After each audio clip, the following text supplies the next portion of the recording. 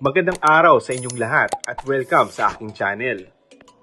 Hindi napigilan ng ilang fans na maintriga na usisain si kapabila actress Julia Montes matapos makita ang bagong post na litrato nito kung saan kasama ang kanyang manager na si Mac Merla. Nangibabaw ang ganda ni Julia, ngunit sa isa sa mga napansin ng netizens ay tila ayaw na ipakita niya ang kanyang katawan ngayon. Tanong ng mga netizens, tila may itinatago na naman daw si Julia sa bandang tummy. Sa mga litrato kasi, makikitang panay ang pagtatakip nito sa kanyang tiyan, o kaya naman ay panay ang mukha lamang ang ipinopost ng aktres.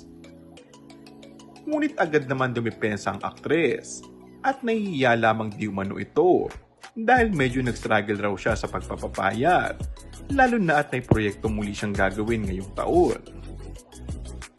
Samantala, ito rin daw ang isa sa mga dahilan kung bakit naging inactive siya sa social media nitong mga nakaraan. Aniya, talagang inatake raw siya ng insecurity. Hindi ako nagpo-post. Bihira kasi, mataba ako. So medyo bumabalik na ulit sa dati.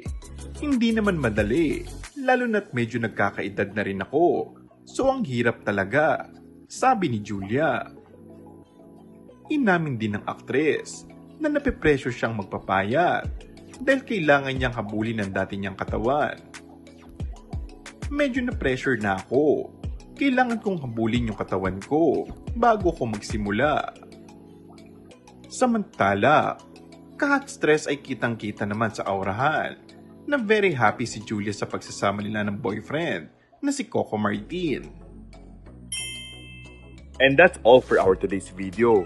Kung bago ka lang sa aking channel ay mag-subscribe at pindutin na rin ang notification bell. Maraming salamat!